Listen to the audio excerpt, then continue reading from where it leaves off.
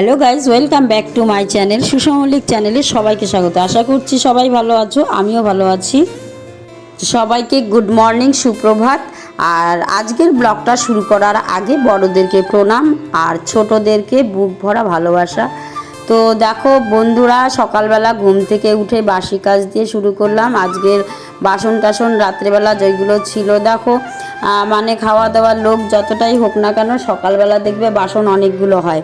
মাঝে মাঝে ধুয়ে রাখি, মাঝে মাঝে আবার এতটাই বিরক্ত হয়ে যাই যে হয় না। আর সকালের এই কাজগুলো দেখবে প্রত্যেক দিন তো করতেই হবে। কোনো কোনো দিন রাত্রে করে রাখলে কিন্তু সকালবেলা অনেকটাই চাপটা কম থাকে, কিন্তু রাত্রে যদি না করে রাখা হয় তাহলে কিন্তু অনেকটাই চাপ থাকে। তো যাই হোক, দেখো সকালে তো করতেই হবে। আর আমি আজকে অনেকগুলো বাসন টাসন নিয়ে বসে গেছি, যে সেইগুলো মাজা ধোয়া করতে হবে। তো বাসন মেজে নেব। আর দেখো আমি কিন্তু প্রত্যেক দিন আমাকে বাইরে বেরোতে হয়। খুব কম কয়েকটা দিন হয় যেইগুলো দিনে আমি বাইরে বেরোই না, কিন্তু না হলে প্রত্যেকটা দিনই কিন্তু আমাকে বেরোতে হয়। আর দেখো এত কাজ করার পরেও কিন্তু আমরা হাসি মুখে কাজ করি। মাঝে মাঝে রেগেও যাই আমরা যে দিদিদের সঙ্গে বেরোই। অনেক সময় দেখা যায় দিদিদেরকে অনেক সময় আমরা মানে একটু রাগ হয়েও কথা বলি, মানে বোঝাতেও হয় অনেক জিনিস শেখাতে হয়, অনেক কিছু করতে হয়।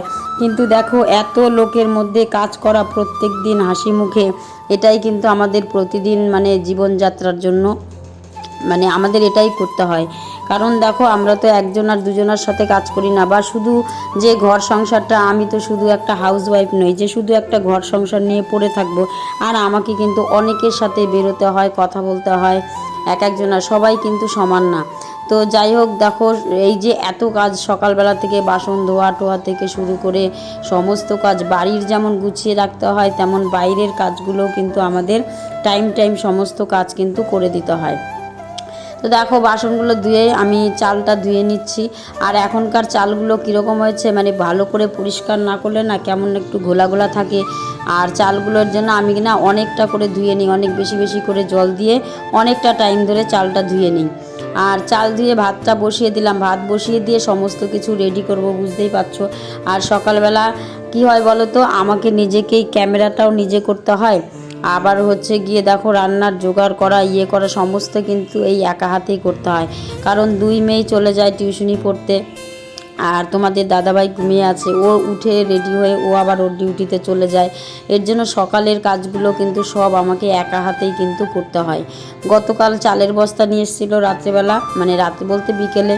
তো এসে এত ক্লান্ত লেগেছে, কালকে আর আমি করিনি। তো ভাবলাম যে ওটাকে আজকেই করে নেই। আজকে এই ড্রামগুলো নামিয়ে একটু পরিষ্কার করে নিয়েছি, যে না এই ড্রামগুলোকে মুছে টুছে, সবসময় ধোয়া হয় না তো এই ধুলোবালি পড়ে যায়, সেইগুলো একটু মুছে নিচ্ছিলাম। মুছে নিয়ে আবার কিন্তু আমি চালগুলো সব ভরে দিয়েছি। আর এই যে ওই যে ছোটো মেয়ে দেখো চলে গেল। বাড়িতে যে সারাদিন এত কাজ করব, তারপরেও দেখবা যে কারোর মন পাওয়া যায় না। সবাই বলবে বাড়িতে বসে তোমরা কি করো। আর আমি তো শুধু বাড়িতে বসে থাকি না, আমাকে তো প্রতিটা মুহূর্তে বাইরে বেরোতে হয়। এই সকালের কাজ ঝড়ের বেগে একদম সব কাজ করে টোরে রান্না বান্না করে সবাইকে খাইয়ে দাইয়ে তারপরে কিন্তু আমি বেরিয়ে যাই।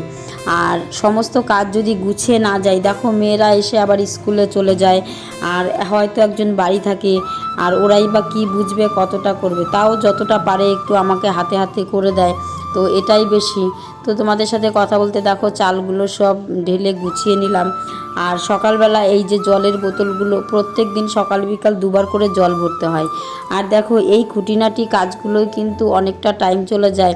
আর এগুলো দেখো মহিলাদের এই কাজগুলো চোখেই পড়ে না। এই যে টুকটাক ছোটোখাটো যে কাজগুলো আমরা সংসারে করি, দেখবে এইগুলো কাজ কিন্তু কারো চোখেই পড়ে না। এই যে জলের বোতলগুলো ভরলাম, ভরে এগুলো ফ্রিজে রাখা, আবার দেখো বিকেলে শেষ হবে আবার ভরে নেওয়া। আর তোমাদের দাদাভাই গেছিলো মাছের দোকানে, দেখো এইটুকু মাছ নিয়ে এসছে। আর আমি অল্প আজকে চা বানিয়েছি, আমি আধা কাপ চা খাবো, কারণ গতকাল রাতে আমি 2 কাপ চা খেয়ে ফেলেছি, কারণ মাথা ধরেছিল প্রচণ্ড। তো আজকে ভাবলাম না এতটা চা খাওয়া যাবে না, তাই অল্প করে চা আর বিস্কিট নিয়েছি, যে রান্নার ফাঁকে এইটুকু একটু খেয়ে নেব। তো সেটুকুই হচ্ছে গিয়ে খেতে বসে গেছি। যাই হোক, আর আজকের যে রান্নাটা করছি দেখো কচুরলতি, সেই কচুরলতি হচ্ছে গিয়ে পাতায় যেরকম করে দেয় সেই রকম করে কিন্তু আমি কড়াইতে দেবো আজকে ওই লঙ্কা বাটা, লবণ, হলুদ আর তোমার মাছ দিয়ে এটাকে ভালো করে মেখে নেব। কচুরলতিগুলো আজকে সকালেই কেটেছি, কারণ সকালবেলাই আনা হয়েছে। আর এই যে মাছগুলো, মাথাটা হচ্ছে চাল কুমড়া দিয়ে করলাম, আর মাছগুলো হচ্ছে কচুরলতি দিয়ে করেছি। আর দেখো এখানে কাঁচা তেল দিয়ে দিচ্ছি। কাঁচা তেলের টেস্টটাই কিন্তু একদম আলাদা। আজকে কচুরলতিগুলো একদম টাটকা, আর খেতে কিন্তু এটা অসাধারণ, মানে কি বলবো, এইভাবে করে মেখে খেয়ে দেখো, তুমি অন্য কিছু দিয়ে খাবে না। কারণ আজকে রান্না করে আমি এটা দিয়েই আজকে ভাত খেয়েছি। আর দেখো কড়াইতে সামান্য তেল দিয়েছি যাতে কড়াইটাতে না লেগে যায়।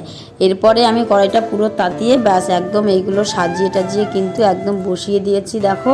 আর এটাকে ঢাকা দিয়ে রেখে দেবো। আর কিছুক্ষণ পর দেখো একদম উল্টে দিয়েছিলাম, কি সুন্দর একটা সাইড লাল হয়ে গেছে আর দুটো সাইড এরকম করেছি। আর এই দেখো মাছের মাথাটা দিয়ে চাল কুমড়ো করেছিলাম, এটা দিয়ে সকালবেলা সবাই খেয়েছে। আর তারপরে চলে গেছি বিছানা গোছাতে, কারণ বিছানাটা তো হচ্ছে দেখো আজকে না কয়েকদিন ধরে তোমার দাদাভাই উঠতে অনেকটা লেট করে, ও চলে যায় সমস্ত কাজ করে টোরে, তারপরেই কিন্তু আমি বিছানাটা গুছিয়ে ফেলি। কারণ সম্ভব হয় না, ওইদিকে বিছানায় থাকে, আগে করে নেব। আর শুধু তো বিছানা গোছানো কাজ না, দেখো ঘরের কত কাজ থাকে। বিছানা গুছিয়ে আমি ড্রেসিং টেবিলে সব গুছিয়েছি। এই যে তোমাদের একটা কথা বললাম না, যে দেখো আমরা যে ছোটোখাটো কাজগুলো ঘরের সবসময় সবাই করে না, এই কাজগুলো না চোখেই পড়ে না। এই কাজগুলো কেউ বলবেই না যে তুমি এতগুলো কাজ করেছো। তুমি যদি সারাদিনও ঘরের কাজ করো দেখবে কাজগুলো কিন্তু শেষ হবে না। আর এই কাজগুলো প্রতিদিন একটু গুছিয়ে গাছিয়ে করলে তাহলে বেশি একটা কিন্তু চাপের হয় না। আর আমার বাড়িটা যেহেতু রাস্তার পাশে, বিশ্বাস করবে না এতটা ধুলা জমে, মানে আমাদের এই রাস্তায় প্রচুর গাড়ি চলে আর এত ধুলা হয় মানে বলার মতন না। বিছানা কাঁথা থেকে শুরু করে এই যত শোকেস, ড্রেসিং টেবিল প্রচুর ধুলাবালিতে জমে যায়। আর কিছু জামা কাপড় ছিল, সেইগুলো ভাবলাম একদম ভাঁজ করে গুছিয়ে রেখে দেই, কারণ আমি আলনায় শুধু একদম কম রাখি। বেশিরভাগ জামা কাপড়গুলো আমি সবসময় ভাঁজ করে কিন্তু একদম আলমারিতে তুলে রাখি, আলমারি শোকেসে রেখে দেই। কারণ যার যেটা যখন লাগবে সেইভাবে থেকে তারা নামিয়ে নেবে। আর সেই রকম করে এর জন্য এইগুলো ছিল কালকে বিকেলের সব। তো ভাবলাম যে না, এইগুলো ভাঁজ টাজ করে একদম গুছিয়ে রেখে দেই। তো দেখো আমি সমস্ত জামা কাপড়গুলো ভাঁজ করেছি, কারণ রান্নাটা আমার হয়ে গেছে।